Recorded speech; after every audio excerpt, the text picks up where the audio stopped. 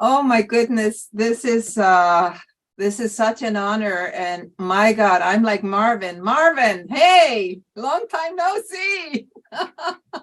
And so many here. This is such a festive time, and thank you everybody that put this together. It is amazing, amazing, amazing.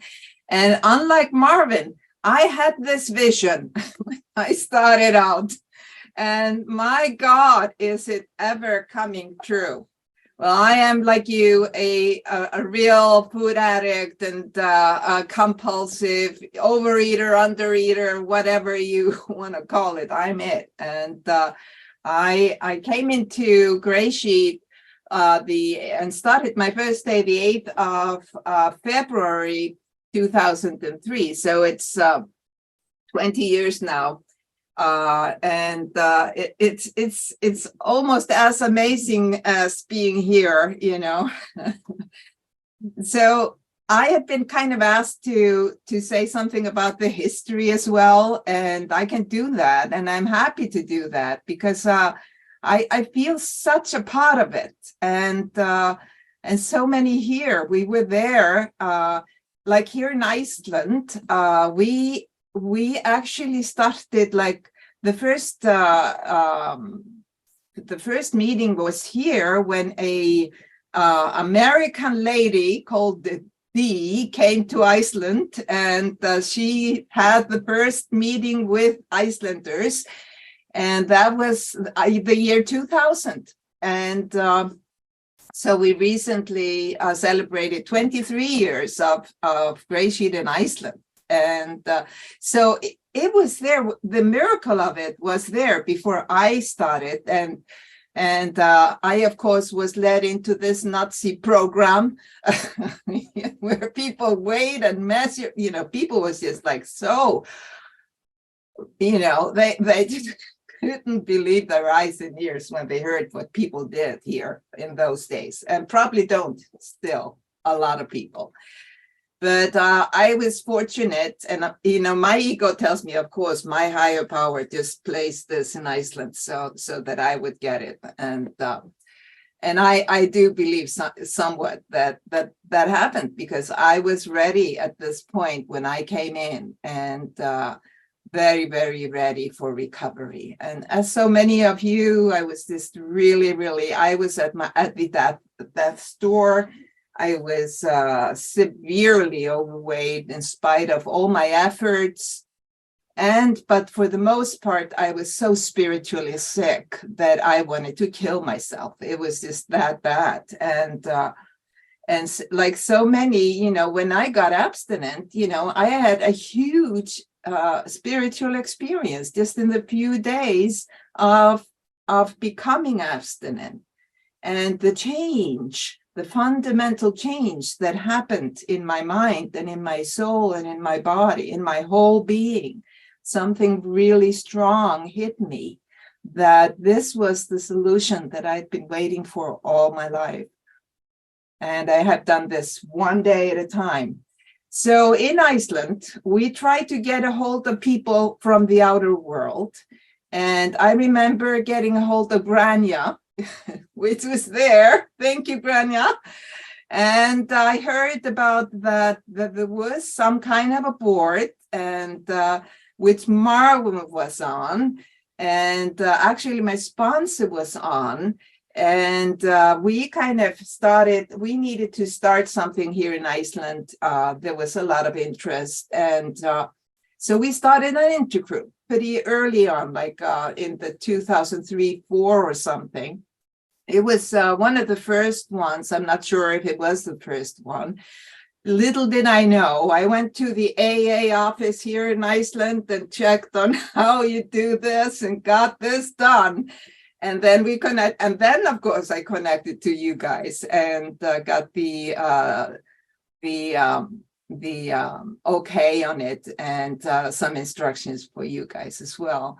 So we did a lot of wonderful things here in Iceland, and we have like a really beautiful community here. It's up and down, like probably everywhere. Sometimes we've had real numbers, sometimes we're fewer, But I can tell you that like 80–90% of the people here, they have been abstinent for a long time. They are joyous, happy, and free. That's what we are here. That's what we are. And we've learned kindness in our abstinence. There is nothing nutty about the Icelandic community. We're just so happy here. And we're going to do this going forward and onward. So I also want to say that after I'd been abstinent for a few years, my sponsor wanted me to do more service. And there was an opening at the board, the New York. It was really a New York board, but they, as Marvin said, had kind of expanded and wanted to expand to get people from other countries. So I got on, and we had some people from England and beautiful ladies from there. I don't know if we had, probably had somebody from Israel, but I'm not sure. But mostly US, and of course.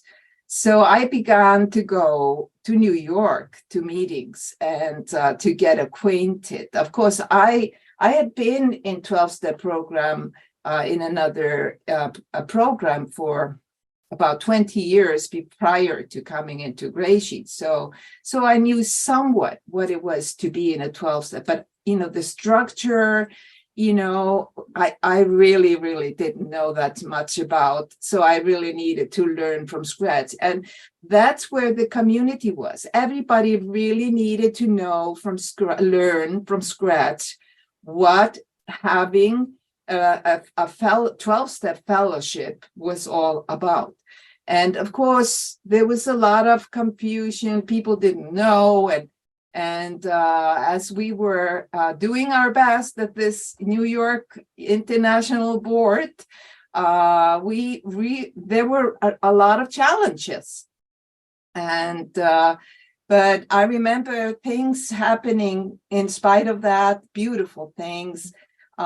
We decided at one point, as people were just learning, that we would not continue and do anything except if there was like a complete consensus.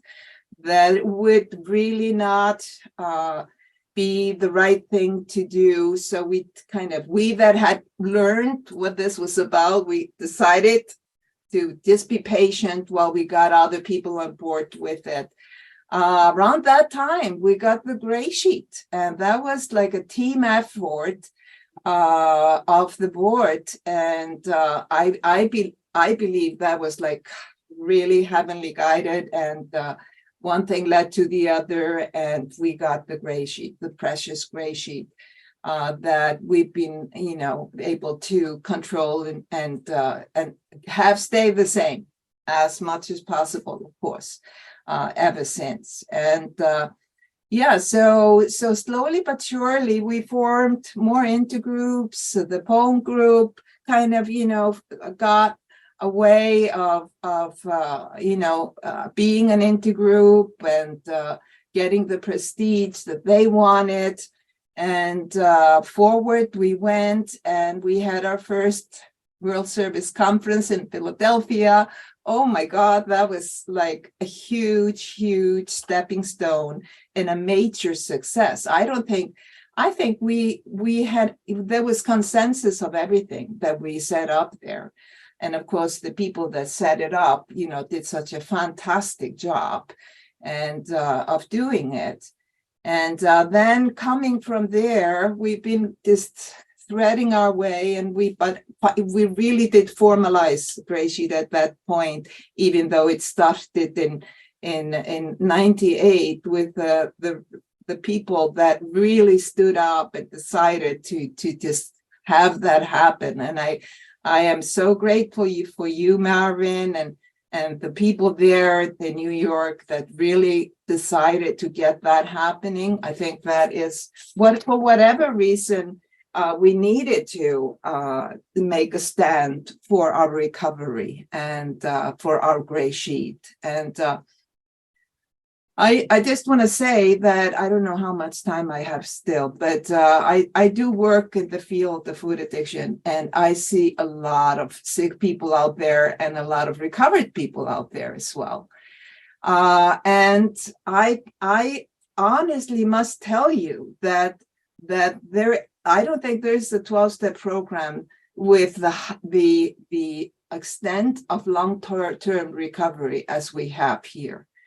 And, we need to, in the consensus that we're getting going here, we need to participate. We need to get this information out. It is important information because most people out there, they're struggling. They're doing all kinds of stuff, and it's keeping them in a mediocre program. And we need to continue to really stand tall and proud of this unique program that we have. And I believe it is because of the no matter what, without exception. We do this. We don't have an opinion.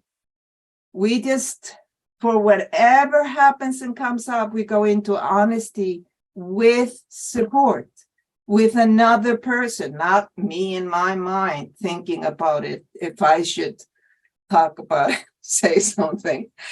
And that was about the first thing that I learned. I needed to get, honest in my program. And it took me a while to learn how dishonest I was, the white lies. Like, do I really need to say that or tell that? But then I learned to tell on myself, and I love telling on myself. Every time my heart sinks, every time I tell on myself, and I need to, because I'm a human being. I get resentful, I get jealous, all my defects of character come up like every day, I feel justified, and all of this happens. And every day I need to be aware of my reactions to it so that I can pray patience, pity, and tolerance and get to a better place.